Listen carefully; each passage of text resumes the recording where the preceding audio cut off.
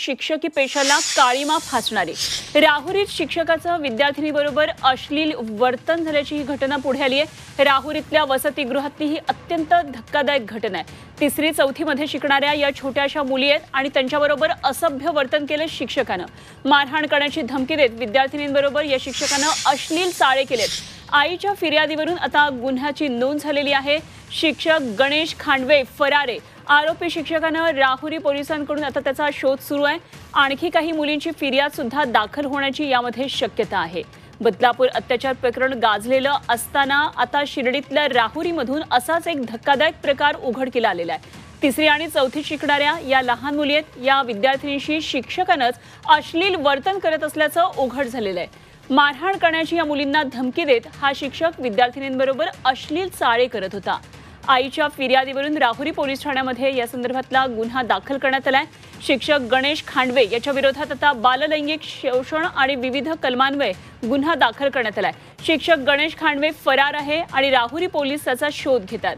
दरम्यान आणखी काही मुलींची फिर्याद दाखल होण्याची शक्यता आहे आणि या संदर्भात आणखी सविस्तर माहिती जाणून घेऊया। आमचे प्रतिनिधी कुणाल जमदाडे आपल्याबरोबर शिर्डीमधून थेट जोडले गेलेत।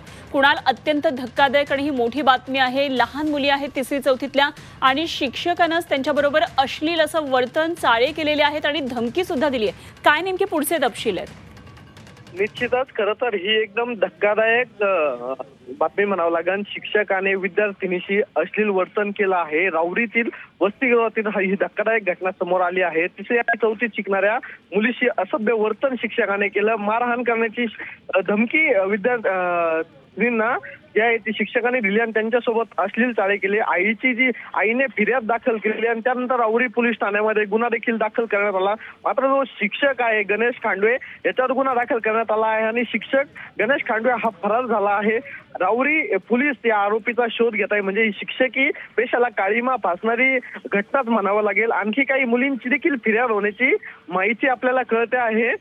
आईने फिर्याद दिली आणि त्यानंतर हा गुन्हा दाखल करण्यात आला आहे। आणखी देखील काही मुली या घटनेबाबत भयभीत आहे आणि त्या देखील त्यांचे परिवारातील सदस्य देखील फिर्याद देण्याच्या मार्गावर आहे। अशा जे शिक्षक आहे अशा मुजोर शिक्षकांवर कठोर कारवाई होणं गरजेचं आहे। अगदी खरे। कुणाल, या शिक्षकाविषयी आणखी काही माहिती कळतीये का? किती वर्षांपासून तो या शाळेत होता? कधीपासून त्याचे सगळे प्रकार हे सगळे चाळे सुरू होते? या संदर्भात पुढे काही माहिती काही तपशील आलेत का? बऱ्याच दिवसापासून हा शिक्षक या शाळेमध्ये म्हणजे या वसतिगृहामध्ये कार्यरत होता, शिकवत होता। मात्र किती दिवसापासून तो शिक्षक त्या शाळेमध्ये काम करतोय, किती मुलींना त्याने मारहाण केली किंवा मारहाणीची धमकी देऊन त्या मुलींशी अश्लील चाळे केले हे मात्र अजूनही बाहेर येत नाही। मात्र 3 ते 4 मुली अजून देखील फिर्याद देण्याच्या तयारीत आहेत अशी देखील माहिती कळते। याबाबत आपण आणखी देखील खोलवर तपास जाऊन या घटनेचा करणार आहोत। अगदी खरे। निश्चितच या संदर्भातला पाठपुरावा आपण करत राहणार आहोत आणि या संदर्भात आपण आणखी काही प्रतिक्रिया सुद्धा जाणून घेणार आहोत। या दरम्यान कुणाल, या संदर्भात शाळेचे जे मुख्य शिक्षक आहेत किंवा इतर शिक्षक आहेत त्यांच्याकडून आणखी काही माहिती कळते का? अशा प्रकारचं असभ्य वर्तन या शिक्षकाचं कधीपासून सुरू होतं? आतापर्यंत या 3-4 मुलींच्या आई आता पुढे येते। त्यातल्या एका मुलीच्या आईनं स्वतः जाऊन ही तक्रार दाखल केलेली आहे। मात्र अजून सुद्धा याची व्याप्ती किती मोठी आहे हे सुद्धा बघणं तितकंच महत्त्वाचं ठरणार आहे। कुणाल, धन्यवाद दिलेल्या सगळ्या सविस्तर तपशिलांसाठी। वेळोवेळी आपल्याकडून अपडेट माहिती जाणून घेत राहू। एकीकडे मुली असुरक्षित असल्याचा डेटा खरं तर आता जाहीर झालेला आहे।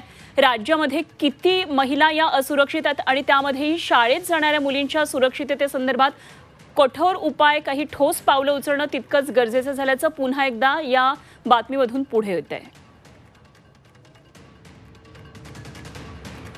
अत्यंत धक्कादायक आणि तितकीच खरं तर ही संतापजनक बातमी आहे। शिर्डीमधल्या राहुरीमधल्या का वसतिगृहातली ही धक्कादायक बातमी आहे, ही घटना आहे। तिसरी चौथी शिकणाऱ्या या मुलींबरोबर असभ्य वर्तन तिथल्या शिक्षकाने केलेलं।